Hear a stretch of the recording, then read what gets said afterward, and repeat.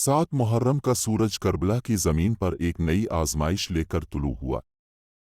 Karbala का मैदान अब मुकम्मल तौर पर यजीदी लश्कर के मुहासरे में था। 6 मुहर्रम को पानी की तरसील पर पाबंदी आयद की जा चुकी थी, लेकिन 7 मुहर्रम को इस पाबंदी को मज़ीद सख्त कर दिया गया। नहन फरात पर पहरा बढ़ा दिया गया और इमाम हिस्से के खैमों की तरफ जाने वाले तमाम रास्ते बंद कर दिए गए। अब पानी के एक एक कतरे पर पहरा था।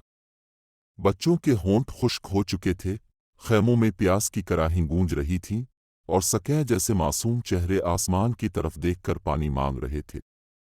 हज़रत अब्बास, जो ख़ानदान रिसालत के वफ़ादार और बहादुर सिपाही थे, उनके दिल में तड़प थी। वो हर लम्हा इमाम की इजाज़त के इंतज़ार में थे कि कब जाएं, पानी लाएं और बच्चों की प्यास बुझाएं।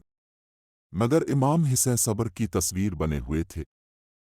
इन्होंने अब्बास को सब्र की तलकीन की, क्योंकि ये इम्तिहान सिर्फ तलवार का नहीं था, ये सब्र, इस्तिकामत और वफ़ा का मरका था। यजीद की फ़ौज में मौजूद सिपाही भी जानते थे कि वो किसके खिलाफ खड़े हैं। वो जानते थे कि उनके सामने कोई आम काफिला नहीं, बल्कि रसूल के नवासे, अल के बेटे, फातिमा के लाल और जिब्राइल के साए में पलने वाले हिस्से मौजूद हैं।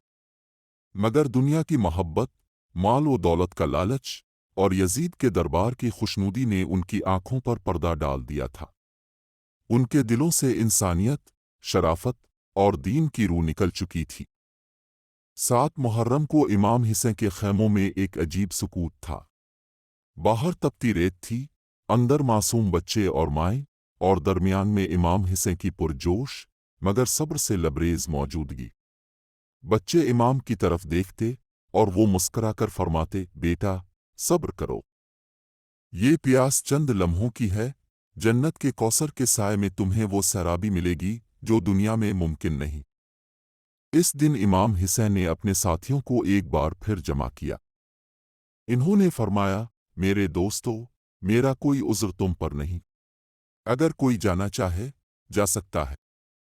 दुश्मन सिर्फ मुझे चाहता है, मगर सब असहाब, मर्द व ज़न, बच्चों से लेकर बुजुर्गों तक, एक ज़बान होकर बोले, हुसैन, हम आपको तन्हा नहीं छोड़ सकते। हम अपनी जान, अपना खून, अपना सब कुछ आप पर कुर्बान करने को तैयार हैं। उधर लश्कर यजीद की तैयारी मुकम्मल हो रही थी।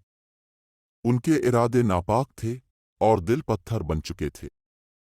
इब्न साद इमाम के खतूत के जवाब में मुसलसल ताख़ीर करता रहा, मगर दिल में फैसला कर चुका था कि बैत न करने की सूरत में हमला किया जाएगा।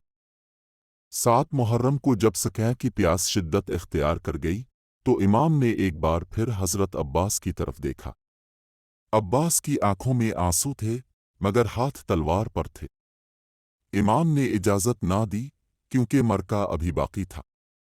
इमाम चाहते थे कि दुनिया देखे जुल्म किस हद तक जा सकता है और हक कैसे सब्र से अपना मकाम हासिल करता है। करबला की रेत पर इस दिन हुआ भी बेकरार थी, आसमान खामोश था और ज़मीन लरज़ रही थी। नहन फरात जो कभी जिंदगी बख्शती थी, अब जालिमों के कब्जे में थी। पानी जो सब के लिए बराबर था, आज हिस्से के बच्चों के लिए ममनू था। प्यास की शिद्दत बढ़ती जा रही थी। मासूम बच्चे पानी की सदा देते थे और माएँ उन्हें गिले लगाकर सब्र की लोरियां देती थीं।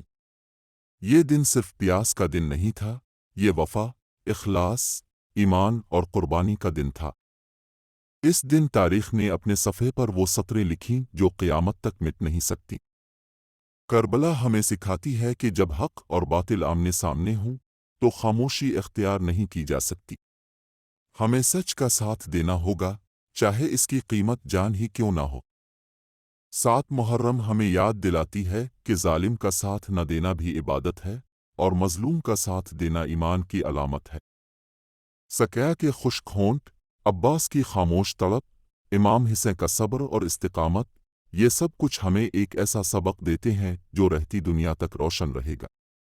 ये सिर्फ तारीख़ का एक बाब नहीं, बल्कि इंसानियत के लिए एक पैगाम है। 7 मुहर्रम को जो प्यास करबला में थी, वो आज भी हमें झंझोड़ती है। वो सवाल करती है, क्या तुम हक के साथ हो? क्या तुम जालिम के खिलाफ हो? क्या तुम आज भी हिस्से के कारवान में शामिल हो या इब्न साद के लश्कर में?